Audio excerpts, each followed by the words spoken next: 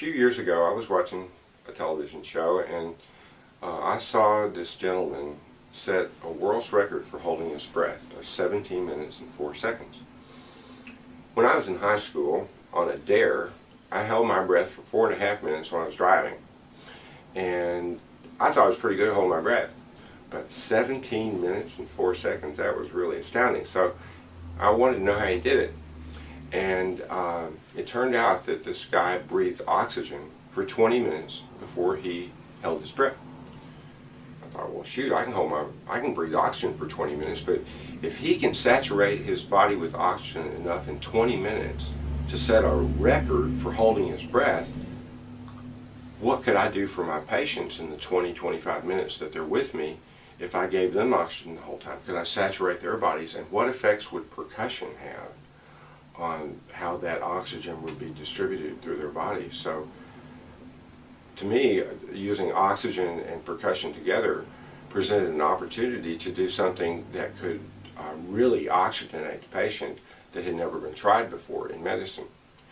Now, hyperbaric oxygen has been around for a good while, and after patients who were primarily treated for the bends began to notice other effects, the use of hyperbaric oxygen, things like burns and wounds that wouldn't heal, came into medical vogue, so to speak. And many medical schools around the country have hyperbaric programs, and most of the burn programs that are big burn programs have hyperbarics as a component of them.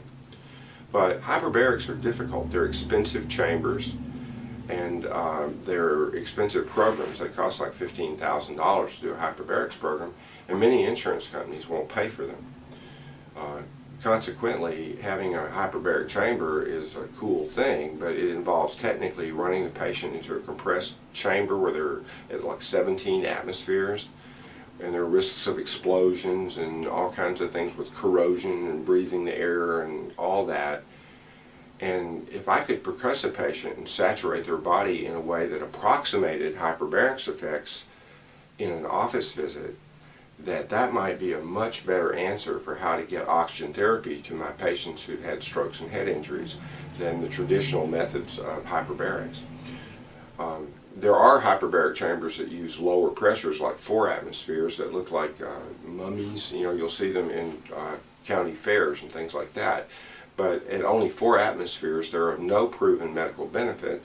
And although some people swear by them, they don't have substantiated research that they are analogous to the true hyperbarics, where you're up at a hyper pressure of 17 atmospheres as opposed to a higher pressure of 3 or 4 atmospheres.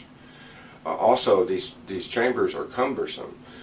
Getting a person in and out of one of those cocoons, if they're an elderly person who's had a stroke, is production. It may take 3 people. And likewise, the hyperbaric chambers involve getting a person who is precarious sometimes medically into a chamber where no one can get to them. So there are problems with hyperbarics that we can get around by using oxygen therapy and percussion together to treat patients who have suffered hypoxic insults. So you can use oxygen therapy and percussion to treat patients who have vascular problems of all sorts. And that's one of the things that is a part of how you use holonomic physiological approaches for clinical problems in ways that other people have not thought of.